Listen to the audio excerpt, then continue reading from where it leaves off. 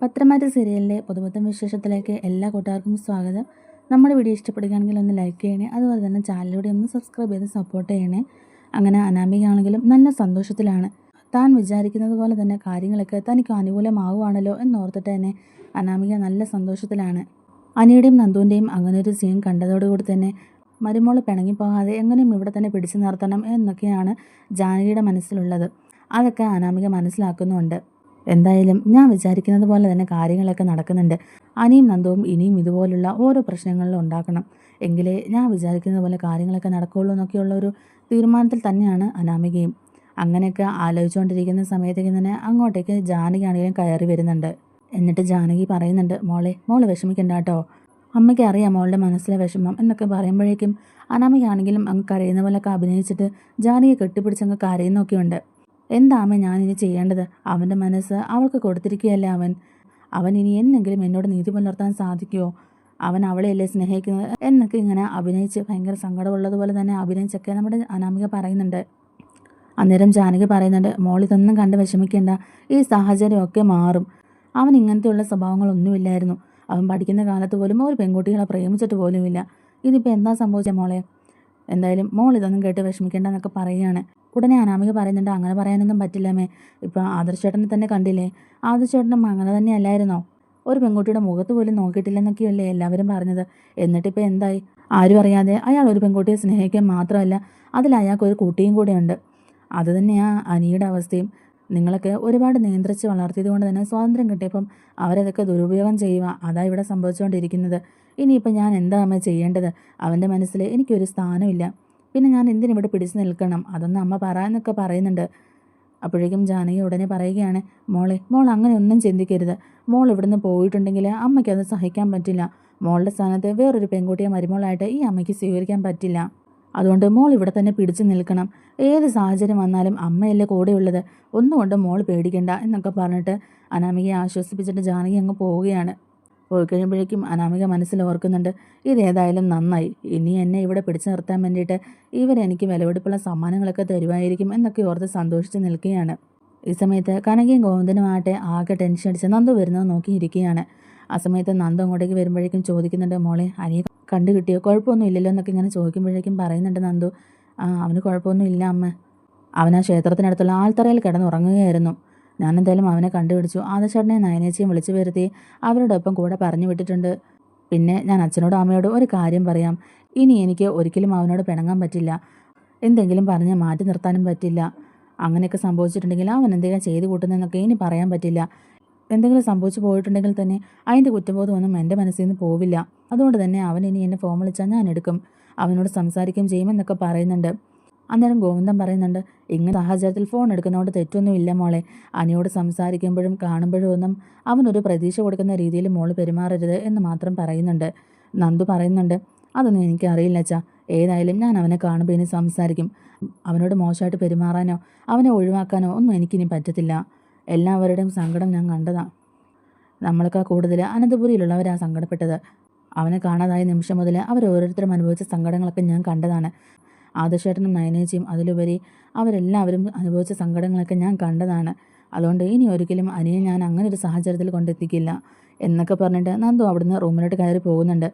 ഇത് കേൾക്കുമ്പോഴേക്കും കനകയ്ക്കാണെങ്കിലും ആകെ സങ്കടമാകുന്നുണ്ട്. ഗോവിന്ദൻ പറയുന്നുണ്ട്, ഇതൊന്നും ഓർത്ത് നീ വിഷമിക്കേണ്ട കനകയെ. ഇപ്പോഴും നമ്മുടെ മോള് തെറ്റൊന്നും ചെയ്തിട്ടില്ല. അനിയല്ലേ ഇങ്ങനെ നമ്മുടെ മോളുടെ പുറകെ നടന്ന് ശല്യം ചെയ്യുന്നത്. അങ്ങനെയുള്ളപ്പം അവൾ എന്ത് ചെയ്യാനാ? അതുകൊണ്ട് നീ ഇനി മോളെ വഴക്ക് പറയാനൊന്നും നിൽക്കണ്ടെന്ന് കനകയോട് പറയുന്നുണ്ട് ഗോവിന്ദൻ. പിന്നെ നയനയാണ് കാണിക്കുന്നത്. നയന ഇങ്ങനെ ആദർശമായിട്ട് സംസാരിച്ചുകൊണ്ടിരിക്കുമ്പോഴേക്കും തന്നെ അങ്ങോട്ടേക്ക് നവ്യ വന്നിട്ട് നയനയോട് ചൂടാവുന്നുണ്ട്. നീ ഇത്ര നാളും പറഞ്ഞുകൊണ്ടിരുന്നത് എന്തായിരുന്നു? നീ ഇത്ര നാളും നന്ദുവിനെ ന്യായീകരിച്ചല്ലേ പറഞ്ഞുകൊണ്ടിരുന്നത്? എന്നിട്ടിപ്പോൾ അവൾ ചെയ്തു വെച്ചിരിക്കുന്നത് കണ്ടില്ലേ എന്ന് ഇങ്ങനെ ചോദിക്കുന്നുണ്ട്. ഇത്രയും നാളും ശാസിച്ചിട്ടും ഉപദേശിച്ചിട്ടും അവളുടെ മനസ്സൊന്നും മാറിയിട്ടില്ല എന്നൊക്കെ ഇങ്ങനെ പറയുകയാണ് നവ്യ. ഇപ്പം തന്നെ സംഭവിച്ച കാര്യങ്ങളൊക്കെ കണ്ടില്ലേ? തൊലി ഉരിഞ്ഞു പോവുക. ഇനി ഇവിടെ ഉള്ളവരോടൊക്കെ നമ്മൾ എങ്ങനെ സമാധാനം പറയും എന്നൊക്കെ ഇങ്ങനെ നവ്യ ചോദിക്കുമ്പോഴേക്കും നയന പറയുന്നുണ്ട്, അത് ഏത് സാഹചര്യത്തിൽ അങ്ങനെ സംഭവിച്ചെന്നുള്ളത് എനിക്കറിയത്തില്ലല്ലോ, അതുകൊണ്ട് അതിനെപ്പറ്റി എനിക്കൊന്നും പറയാനില്ല എന്ന് നയന പറയുന്നുണ്ട്. നവ്യ പറയുന്നുണ്ട്, ഏത് സാഹചര്യമാണെന്ന് എനിക്ക് നന്നായിട്ട് മനസ്സിലായിട്ടുണ്ട്. അവനിപ്പം എല്ലാ കാര്യങ്ങളും കണ്ടുപിടിക്കുന്നത് ആദർശേട്ടനെയാണ്. ആദർശേട്ടനെ കണ്ടുപിടിക്കുന്നതുകൊണ്ടാണ് അവനും ഇങ്ങനത്തെ കാര്യങ്ങളൊക്കെ ചെയ്യുന്നതെന്ന് പറയുമ്പോഴേക്കും നയന ചോദിക്കുന്നുണ്ട്, നന്ദുവിൻ്റെയും അനിയുടെയും കാര്യമല്ലേ നമ്മളിവിടെ സംസാരിക്കുന്നത്, അതിൻ്റെ ഇടയിൽ ആദർശേട്ടൻ്റെ കാര്യം എന്തിനാണ് എടുത്തിടുന്നതെന്ന് ചോദിക്കുന്നുണ്ട്. ആ രീതിയിൽ എന്തിനാ ചേച്ചി ഇങ്ങനെ സംസാരിക്കുന്നതെന്ന് ചോദിക്കുമ്പോഴേക്കും ആദർശ് പറയുന്നുണ്ട്, നീ സംസാരിച്ചോ, എനിക്ക് കുഴപ്പമൊന്നുമില്ല. നീ പറഞ്ഞു വരുന്നത് അവൻ എന്നെ പോലെയാണ് എന്നല്ലേ. അങ്ങനെ ആയതുകൊണ്ടാണ് അവൻ സ്നേഹിച്ച പെണ്ണിനെ ആത്മാർത്ഥമായിട്ട് സ്നേഹിക്കുന്നത്, ഇപ്പോഴും അവളെ കൈവിടാൻ പറ്റാതിരിക്കുന്നത്. അവരുടെ കല്യാണത്തിന് മുമ്പ് തന്നെ എനിക്ക് നന്ദുവിനെയാണ് ഇഷ്ടമെന്ന് പറഞ്ഞപ്പം ആ കല്യാണം മുടക്കി നന്ദുവായിട്ടുള്ള വിവാഹം നടത്താൻ ഞാൻ ശ്രമിച്ചതാണ്. ആ ഒരു ബന്ധം നടക്കാതിരിക്കാനായിട്ട് തന്നെ ഇടം വലവും നിന്ന് നിങ്ങൾ തന്നെയല്ലേ ആ ഒരു ഇത് എതിർത്തുകൊണ്ടിരുന്നത്. അതിൻ്റെയൊക്കെ ഫലമാണ് ഇപ്പോൾ ഇവിടെ കാണുന്നതെന്നൊക്കെ ഇങ്ങനെ പറയുന്നുണ്ട് കേട്ടോ. ഇത് പറയുമ്പോഴേക്കും നവിക്കാണെങ്കിലും ഭയങ്കര പുച്ഛമാണ്. അങ്ങനെ ഇവർ സംസാരിച്ചുകൊണ്ടിരിക്കുമ്പോഴേക്കും അബി അങ്ങോട്ടേക്ക് വരുന്നുണ്ട്. അപ്പോൾ നയന പറയുന്നുണ്ട്, ആ ചേച്ചിയുടെ കണ്ണിൽ ഇപ്പോൾ ഇവനാണല്ലോ മിസ്റ്റർ ക്ലീൻ, അതുകൊണ്ട് ചേച്ചിക്ക് ഇവൻ പറയുന്നത് മാത്രമല്ല വിശ്വാസമാകുള്ളൂ എന്നിങ്ങനെ പറയുമ്പോഴേക്കും നവ്യ പറയുകയാണ്, അതേടി ചേട്ടനെ അനിയനെ വെച്ച് നോക്കുമ്പോഴേ ഇപ്പോൾ അബി തന്നെയാണ് ബെറ്റർ എന്നാണ് എനിക്ക് തോന്നുന്നത് ഇങ്ങനെ പറയുകയാണ്. അപ്പോൾ ആദർശ് പറയുന്നുണ്ട്, നീ അങ്ങനെ പറയുന്നതിൽ എനിക്കൊരു വിഷമവുമില്ല, പക്ഷേ നടന്ന കാര്യങ്ങൾ എന്താണെന്നും സംഭവിച്ചുകൊണ്ടിരിക്കുന്നത് എന്താണെന്നും ഒക്കെ ഉള്ളത് ഇവന് നന്നായിട്ട് അറിയാമെന്ന് ഇങ്ങനെ പറയുകയാണ്. പിന്നീട് നീ അതിൽ ദുഃഖിക്കാതിരുന്നാൽ മതി എന്നൊക്കെ ഇങ്ങനെ പറഞ്ഞിട്ട് ആദർശ് നയനയോട് പറയുന്നുണ്ട്, വാ നമുക്ക് അങ്ങോട്ട് പോകാമെന്ന് പറഞ്ഞിട്ട് നയനയും കൂട്ടിയിട്ട് അവിടുന്ന് പോവുകയാണ്. അവരങ്ങോട്ട് പോയി കഴിയുമ്പോഴേക്കും നവ്യ പറയുന്നുണ്ട്, ഇപ്പം എല്ലാവരും കുറ്റപ്പെടുത്തുന്നത് അവരെയാണ്, അവരുടെ ഭാഗത്ത് തെറ്റൊന്നുമില്ല എന്നുള്ളത് ന്യായീകരിക്കാൻ വേണ്ടിയിട്ട് അവരെ എപ്പോഴും നിന്നെ ഇങ്ങനെ കുറ്റം പറയുന്നത്, അതിനെന്തായാലും ഞാൻ സമ്മതിച്ചു കൊടുക്കുകയൊന്നുമില്ല എന്നൊക്കെ പറയുമ്പോഴേക്കും അബിയുടെ മുഖത്താണെങ്കിലും നല്ല ടെൻഷനൊക്കെ ഉണ്ട്. അബിയാണെങ്കിലും ചോദിക്കുന്നുണ്ട്, നീ എന്തിനാ നവ്യ ഇതൊക്കെ പറഞ്ഞ് അവരോട് ഇങ്ങനെ വഴക്കിടാൻ പോകുന്നെന്ന്.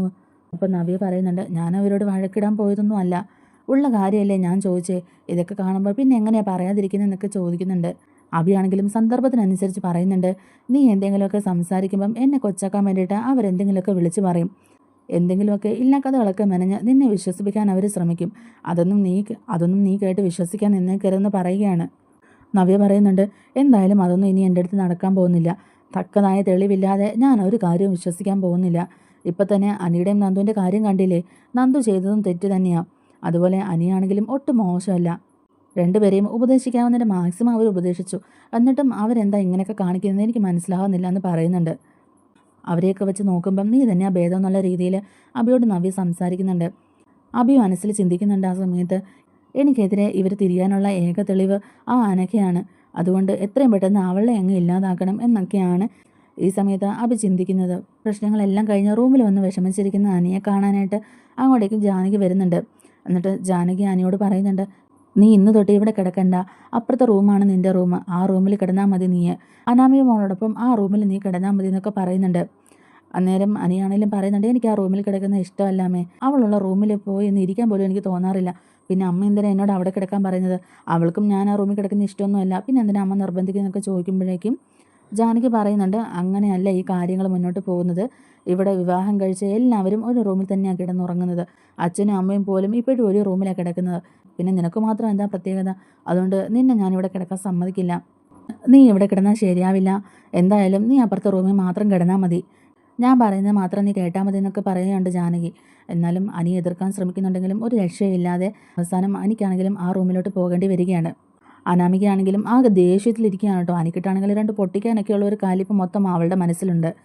അങ്ങോട്ടേക്ക് അനി കയറി ചെല്ലുമ്പോഴേക്കും ജാനകി തൊട്ട് പുറകെ വരുന്നുണ്ട്. ജാനകി പറയുന്നുണ്ട്, ഇനി തൊട്ട് ഇവിടെ നീ കിടന്നാൽ മതി, നീ അങ്ങനെ മാറിയൊന്നും കിടക്കേണ്ട ആവശ്യമില്ല എന്ന് പറയുമ്പോഴേക്കും അനാമിക പറയുന്നുണ്ട്, എന്തിനാമേ അവനെ നിർബന്ധിച്ച് ഇങ്ങോട്ട് കൊണ്ടുവന്നത്, അവൻ അപ്പുറത്തെ റൂമിൽ കിടന്നോട്ടെ, എങ്കിലല്ലേ രാത്രി സ്വസ്ഥമായിട്ട് അവളോട് ലഭിച്ച് കിടക്കാൻ പറ്റുള്ളൂ അവന് എന്ന് പറയുമ്പോഴേക്കും ജാനകി പറയുന്നുണ്ട്, മോളെ നീ അങ്ങനെയൊന്നും പറയല്ലേ, അങ്ങനെയൊക്കെ നിങ്ങൾ പറഞ്ഞിട്ടുണ്ടെങ്കിൽ ഇനിയും നിങ്ങൾ വല്ലാണ്ടങ്ങ് അകന്നു പോകും, അങ്ങനെ എല്ലാ തരത്തിലും നിങ്ങൾ അകന്നു പോകാൻ പാടില്ല, അതുകൊണ്ട് ഇവൻ ഇന്ന് മുതൽ ഈ റൂമിൽ തന്നെ കിടന്നാൽ മതി, ഇവനെ ഒന്ന് മര്യാദ പഠിപ്പിക്കാൻ പറ്റുമോ എന്നുള്ളത് ഞാൻ നോക്കട്ടെ, എടാ മര്യാദയ്ക്ക് അടങ്ങി ഒതുങ്ങി അനാമിക മോളുടെ ഈ റൂമിൽ തന്നെ നീ കിടന്നോണം എന്നൊക്കെ പറഞ്ഞിട്ട് ജാനകി അവിടുന്ന് പോകുന്നുണ്ട്.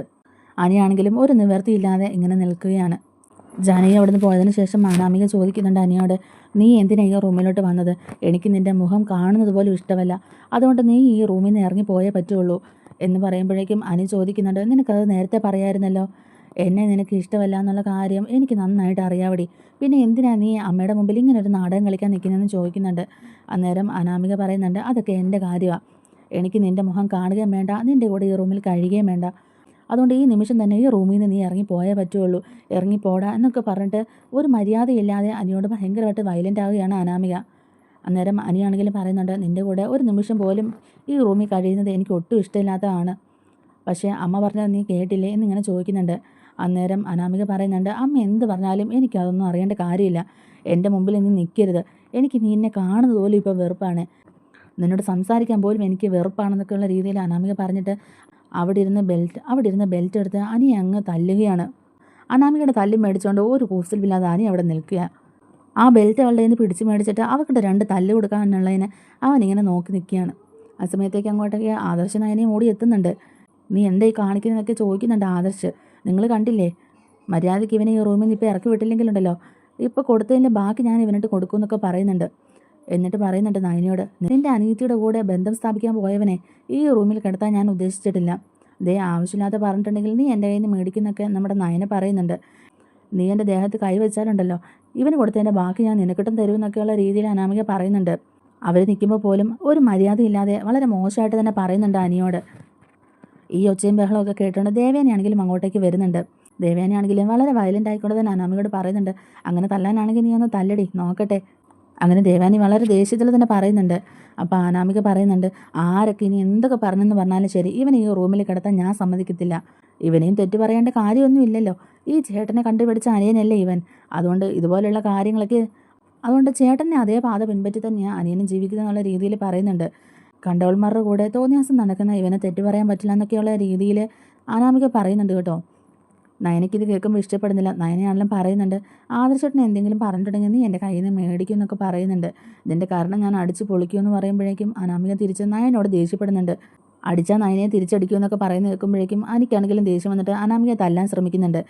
ആദർശ് ഉടനെ തന്നെ അത് തടയുന്നുണ്ട്. നീ എന്നെ ഈ കാണിക്കുന്നതെന്ന് പറഞ്ഞിട്ട് അനിയെ വിളിച്ചുകൊണ്ട് പുറത്തോട്ട് പോകുന്നുണ്ട്. പോയി കഴിയുമ്പോഴേക്കും ദേവാനി പറയുന്നുണ്ട്, ഇതല്ല ഇതിൻ്റെ അപ്പുറവും ചെയ്യും.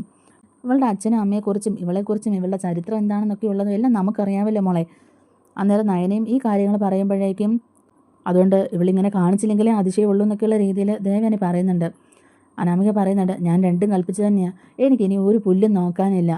എന്നിട്ട് ദേവേനോട് പറയുന്നുണ്ട്, നിൻ്റെ ഈ അമ്മായിയമ്മയുണ്ടല്ലോ, നീ ഈ വീട്ടിലോട്ട് കയറി വന്നപ്പം എങ്ങനെയാണ് നിന്നെ കണ്ടിരുന്നുള്ളത് എനിക്ക് നന്നായിട്ട് അറിയാം. നിനക്കൊന്നും ആ സമയത്ത് ഒരു തെരുവ് പട്ടിയുടെ വില പോലും ഇല്ലായിരുന്നു. അങ്ങനെയല്ലേ നിങ്ങൾ അവളോട് പെരുമാറിയെന്നൊക്കെ ഇങ്ങനെ ചോദിക്കുന്നുണ്ട്. നിങ്ങൾ എന്നോട് കൂടുതൽ വർത്തമാനമൊന്നും പറയാൻ വരണ്ട എന്നുള്ള രീതിയിൽ മോശമായിട്ട് സംസാരിക്കുമ്പോഴേക്കും ദേവേനാണെങ്കിലും തിരിച്ച് പറയുന്നുണ്ട്, അതെ എനിക്കന്ന് അങ്ങനെ ഒരു തെറ്റ് പറ്റിയടി. എൻ്റെ മരുമകളെക്കാളും നിന്നെ ഞാനന്ന് സ്നേഹിച്ചിരുന്നു. പക്ഷേ ഇന്ന് എൻ്റെ മരുമകളെ ഞാൻ എൻ്റെ ജീവന തുല്യം സ്നേഹിക്കുന്നുണ്ട്. അന്ന് എൻ്റെ മകളെ തള്ളിക്കളഞ്ഞിട്ട് നിന്നെയല്ലേ സ്നേഹിച്ചത്. അതിലെനിക്ക് നല്ല കുറ്റബോധവുമുണ്ട്. ഈശ്വര, ഇതുപോലെ വിഷമുള്ള ഒരു പാമ്പിനാണല്ലോ പാല് കൊടുത്ത് സ്നേഹിച്ചത്. ഇത് ഓർക്കുമ്പോൾ എനിക്ക് വിഷമാകുന്നുണ്ടെന്ന് പറയുമ്പോഴേക്കും അനാമിക പറയുന്നുണ്ട്, വിഷമുള്ള പാമ്പ് ഏതേ നിങ്ങളുടെ മരുമകളാണെന്ന് പറയുന്നുണ്ട്. ദേവേനെ പറയുന്നുണ്ട്, നിന്നെപ്പോലെ ഒരുത്തിയെ ഞാൻ ഇതുവരെ കണ്ടിട്ടില്ല. നിൻ്റെയും നിൻ്റെ കുടുംബക്കാരുടെയും ചരിത്രങ്ങൾ മൊത്തം എനിക്ക് അറിയാവടി. ഈ വീട്ടിലേക്ക് വലിഞ്ഞു കയറി വന്ന തെരുവുനായ ഇതേ എൻ്റെ മരുമകളല്ല, അത് നീ തന്നെയാ. ആ തെരുവുനായ്ക്ക് ഇപ്പോൾ പേയിളകിയിരിക്കുകയാണ്. ആ തെരുവുനായെ എന്താ ചെയ്യേണ്ടതെന്നുള്ളത് ഞങ്ങൾക്ക് നന്നായിട്ട് അറിയാം എന്നൊക്കെ പറഞ്ഞിട്ട് തന്നെ ദേഷ്യപ്പെട്ട് ദേവാനി നയനെ വിളിച്ചുകൊണ്ട് അവിടുന്ന് പോകുന്നുണ്ട്. ദേവയാനി ദേഷ്യപ്പെട്ടതിൻ്റെ ആ ഒരു കലിപ്പ് മുഴുവൻ കടിച്ചു പിടിച്ച് നിൽക്കുകയാണ് അനാമിക. അവർ റൂമിൽ നിന്ന് ഇറങ്ങി പോകുമ്പോഴേക്കും തന്നെ ആ ഡോർ വലിച്ചടക്കിയാണ് അനാമിക. അന്നേരം ദേവയാനിയും നയനയും കൂടെ ദേഷ്യത്തോടെ ഇങ്ങനെ നോക്കി നിൽക്കുകയാണ്. അങ്ങനെ ആദർശ് നയനയും കൂടെ സംസാരിക്കുന്നുണ്ട്. ആദർശ് നയനയോട് പറയുന്നുണ്ട്, ഇതൊക്കെ കണ്ടിട്ട് നിനക്ക് എന്താ നയനെ തോന്നുന്നത്, നീ എന്താ ഒന്നും പറയാത്തെന്നൊക്കെ ചോദിക്കുന്നുണ്ട്. അപ്പം നയന പറയുന്നുണ്ട്, ഞാൻ എന്ത് പറയാനാ ആദർശ് ചേട്ടാ, ഇവിടെ നന്ദുവിൻ്റെ ഭാഗത്തും തെറ്റുണ്ടല്ലോ. നന്ദു എന്താ ഇങ്ങനെയൊക്കെ കാണിക്കുന്നുള്ളത് എനിക്ക് മനസ്സിലാവുന്നില്ല. നമ്മൾ എല്ലാ കാര്യങ്ങളും പറഞ്ഞ് മനസ്സിലാക്കിയിരുന്നല്ലേ എന്ന് ചോദിക്കുന്നുണ്ട്. ആദർശ് ചോദിക്കുന്നുണ്ട്, അവൾ രസയല്ലേ, എന്നിട്ടും അവൾ ഈ രീതിയിൽ പെരുമാറിയത് എന്താണെന്ന് എനിക്കും അങ്ങോട്ട് ഉൾക്കൊള്ളാൻ പറ്റുന്നില്ല.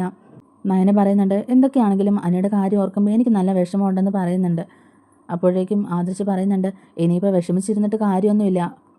ഇപ്പോഴുള്ള ഈ പ്രശ്നങ്ങളും വിഷമങ്ങളും ഒക്കെ മാറണമെന്നുണ്ടെങ്കിൽ ഇനിയിപ്പോൾ ഒരേ ഒരു കാര്യമുള്ളൂ, അനിയുടെ ജീവിതത്തിൽ നിന്ന് അനാമികയെ ഒഴിവാക്കണം. ഇനി അവരെ തമ്മിൽ അടുപ്പിക്കാൻ ആരും ശ്രമിക്കരുത്.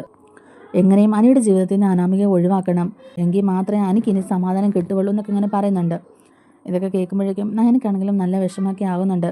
ആദർശ് പറയുന്നുണ്ട്, നമ്മൾ ഇനിയും അവരെ തമ്മിൽ ഒന്നിപ്പിക്കാൻ ശ്രമിച്ചിട്ടുണ്ടെങ്കിൽ ഇതുപോലുള്ള കാര്യങ്ങളൊക്കെ ഇനിയും നടക്കും. അതിൽ ഇന്നിപ്പോൾ നമ്മൾ നമ്മുടെ കണ്ണുകൊണ്ട് തന്നെ കണ്ടു അനാമിക എത്ര മോശമായിട്ടാണ് അനിയോട് പെരുമാറുന്നത് എന്നുള്ള കാര്യം.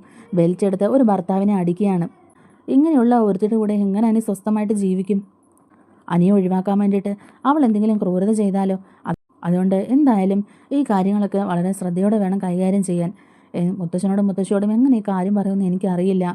ഈ കാര്യം വല്ലോ മീഡിയാസിൻ്റെ കയ്യിൽ കിട്ടിയാലുള്ള അവസ്ഥ അറിയാമല്ലോ. ആരും അനിയെ സപ്പോർട്ട് ചെയ്യില്ല. എല്ലാവരും അവൾ പറയുന്നത് മാത്രമേ ഏറ്റെടുക്കുകയുള്ളൂ. അല്ലെങ്കിലും പെണ്ണുങ്ങൾ പറയുന്ന കാര്യങ്ങളല്ലേ മീഡിയാസ് ഏറ്റെടുക്കുകയുള്ളൂ എന്നുള്ള രീതിയിലൊക്കെ ആദർശ് പറയുന്നുണ്ട്. ഞാൻ എന്തായാലും ഒരു കാര്യം തീരുമാനിച്ചു കഴിഞ്ഞു നയനെ. ഇനി എങ്ങനെയും അനാമികയെ ഇവിടുന്ന് പുറത്താക്കിയേ പറ്റുള്ളൂ. മുത്തശ്ശനും മുത്തശ്ശിക്കും വിഷമാവുമെന്നൊക്കെ ഓർത്തുകൊണ്ട് മാത്രമാണ് ഇത്ര നാളും ഈ കാര്യങ്ങൾ അവരെ അറിയിക്കാതെ വെച്ചുകൊണ്ടിരുന്നത്. ഇന്നിപ്പം എൻ്റെ അനിയനെ ഇത്ര ക്രൂരമായിട്ട് അവൾ മർദ്ദിക്കുന്നുണ്ടെങ്കിൽ അത് കണ്ടുകൊണ്ട് നിൽക്കാൻ എനിക്കിനി പറ്റില്ല. എന്തായാലും നന്ദു അനിയുടെ ജീവിതത്തിലേക്ക് വന്നില്ലെങ്കിലും അനിയുടെ ജീവിതത്തിൽ നിന്ന് ഒഴിവാക്കി വിട്ടേ പറ്റുള്ളൂ.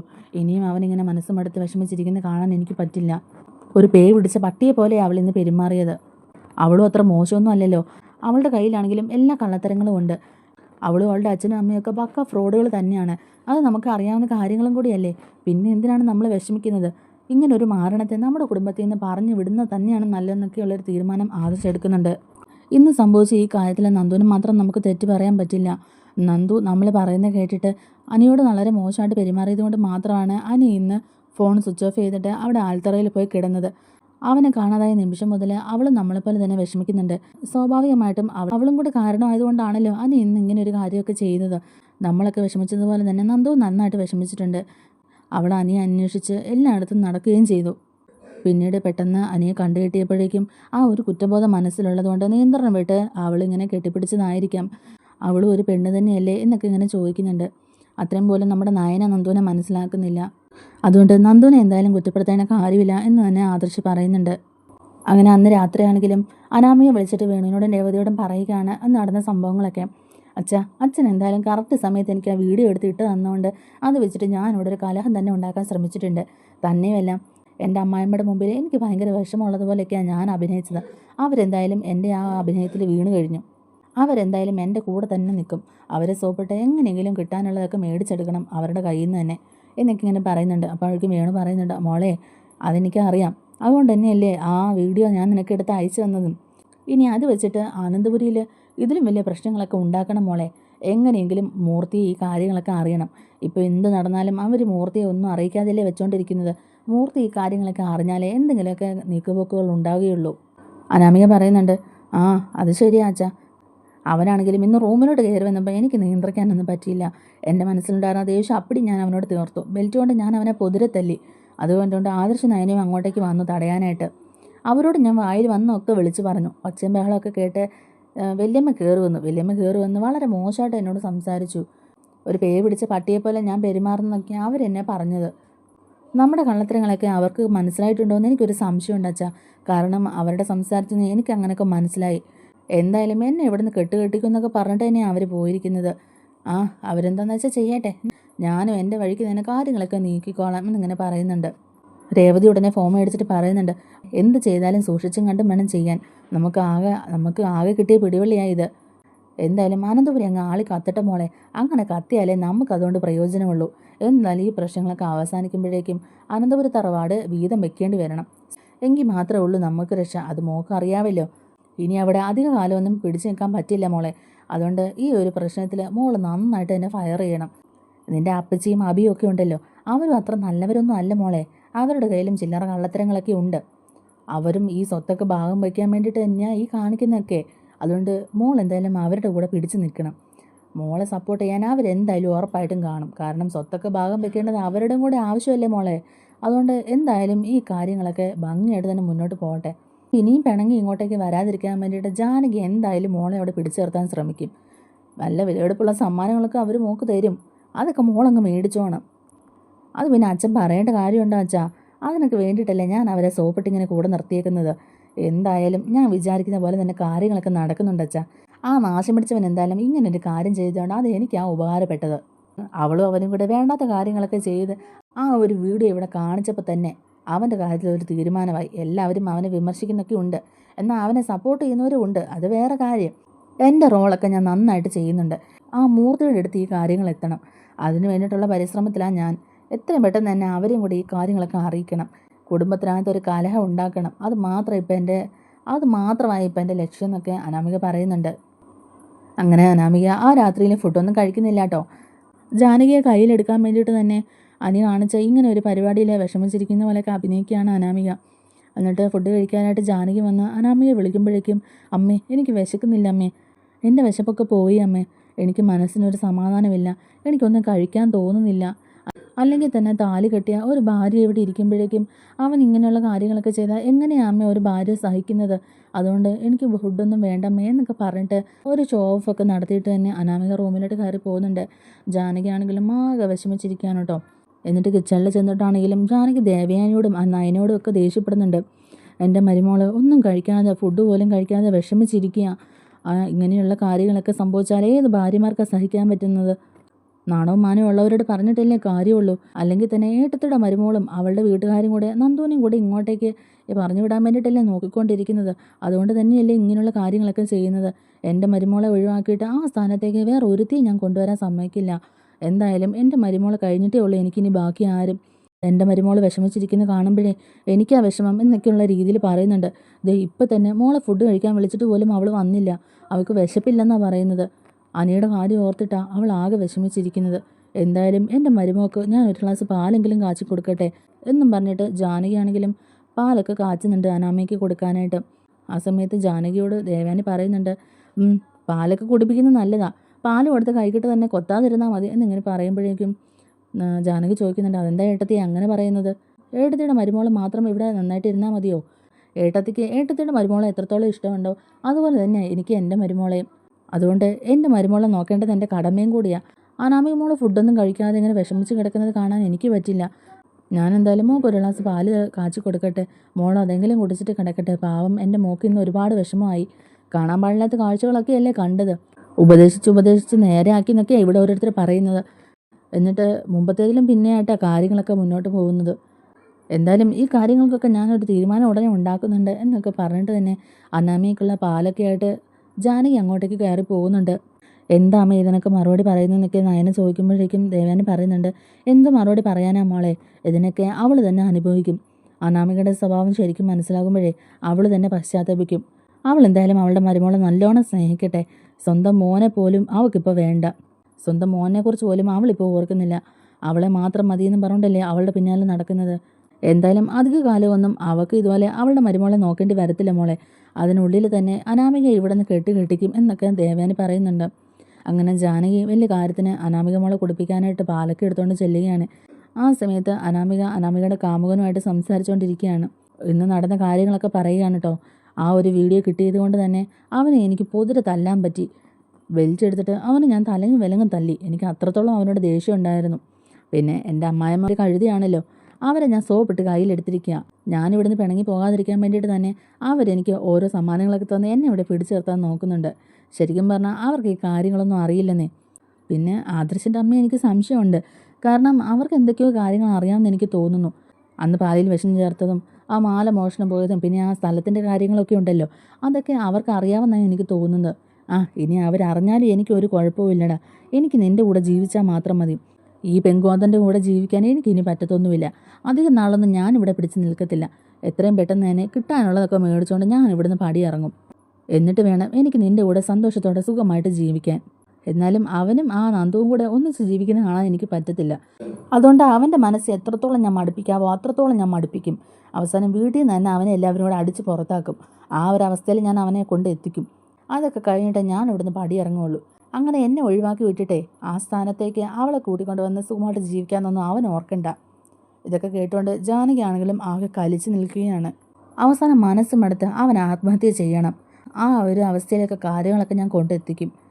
ഇനിയിപ്പോൾ എനിക്ക് മുന്നും പിന്നും നോക്കാനില്ല. എന്തായാലും ഞാൻ വിചാരിച്ച പോലെ തന്നെയാണ് കാര്യങ്ങളൊക്കെ ഇപ്പം മുന്നോട്ട് പോകുന്നത്. എന്നെ സപ്പോർട്ട് ചെയ്ത് കൂടെ നിർത്താൻ അവൻ്റെ അമ്മയും കൂടെ ഉണ്ടല്ലോ. അതുകൊണ്ട് ഒരു കുഴപ്പവും സംഭവിക്കില്ല. എന്തായാലും ഞാൻ ഈ കാര്യങ്ങളൊക്കെ ഞാൻ രണ്ടും കൽപ്പിച്ച് തന്നെ മുന്നോട്ട് പോകാൻ തീരുമാനിച്ചിരിക്കുക. ഇതൊക്കെ കേട്ടുകൊണ്ട് ജാനകിയാണെങ്കിലും ഉറഞ്ഞു തുള്ളി അനാമികയുടെ മുമ്പിലേക്ക് വരുന്നുണ്ട്. എന്നിട്ട് ആ ചൂട് പാല് അനാമികയുടെ മുഖത്തേക്ക് ഒഴിക്കുന്നുണ്ട്. എന്താണ് നീ പറഞ്ഞത്? എൻ്റെ മോനെ ഈ വീട്ടിൽ നിന്ന് നീ ഇറക്കി വിടുമെന്നോ? നിന്നെയാണ് ഞാൻ ഇവിടെ നിന്ന് ഇറക്കി വിടാൻ പോകുന്നത്. ഇത്രയൊക്കെ ദുഷ്ടതരമായിരുന്നു നിൻ്റെ മനസ്സിൽ. നിന്നെ ഞാൻ മനസ്സിലാക്കാൻ ഒരുപാട് വൈകിപ്പോയി. ഇവിടുന്ന് ഇന്ന് തന്നെ നിന്നെ ഞാൻ പടിയിറക്കി വിടുപടി, അഹങ്കാരി. എൻ്റെ മോൻ്റെ ജീവിതം കുട്ടിച്ചോറാക്കാൻ വേണ്ടിയിട്ടാണോടി നീ ഇങ്ങോട്ടേക്ക് കയറി വന്നത്? നിൻ്റെയും നിൻ്റെ അച്ഛൻ്റെ അമ്മയുടെയൊക്കെ മനസ്സിൽ ഈ കാര്യങ്ങളായിരുന്നുവെന്ന് ഞാൻ അറിഞ്ഞില്ലല്ലോടി. പാവം എൻ്റെ മോനെ ഞാൻ എല്ലാത്തിനും കുറ്റപ്പെടുത്തി. എല്ലാവരുടെയും മുമ്പിൽ നിന്നെ ഞാൻ സപ്പോർട്ട് ചെയ്തു. എൻ്റെ സ്വന്തം മോളെ പോലെ ഞാൻ നിന്നെ സ്നേഹിച്ചു. എന്നിട്ടും നിൻ്റെ മനസ്സിലിരിപ്പൊക്കെ ഇതായിരുന്നു അല്ലേ? നിന്നെ ഞാനിനി ഇവിടെ വാഴിക്കാവടി. നിന്നെ എത്രയും പെട്ടെന്ന് തന്നെ ഞാൻ ഇവിടുന്ന് അടിച്ച് പുറത്താക്കുവടി. ഇനി നീ ഈ അനന്തപുരിയിൽ നിൽക്കാമെന്ന് വിചാരിക്കണ്ട എന്നൊക്കെ പറഞ്ഞിട്ട് തന്നെ ആകെ ദേഷ്യപ്പെട്ട് ജാനകിയാണെങ്കിലും അനാമികയുടെ കരണത്തിൻ്റെ ഒക്കെ അടിച്ച് ആകെ സീനാക്കുന്നുണ്ട്. അങ്ങനെ ഈ കാര്യങ്ങളൊക്കെ മുത്തശ്ശനും മുത്തശ്ശിയും അറിയുകയാണ്. അനാമികയുടെ കാര്യത്തിൽ ഒരു തീരുമാനം എടുക്കാനായിട്ട് തന്നെ വേണുവിനെയും രേവതിയൊക്കെ വിളിക്കുന്നുണ്ട്. അപ്പം നമ്മുടെ ഈ വീഡിയോ ഇഷ്ടമായിട്ടുണ്ടെങ്കിൽ ഒന്ന് ലൈക്ക് ചെയ്യണേ. അതുപോലെ തന്നെ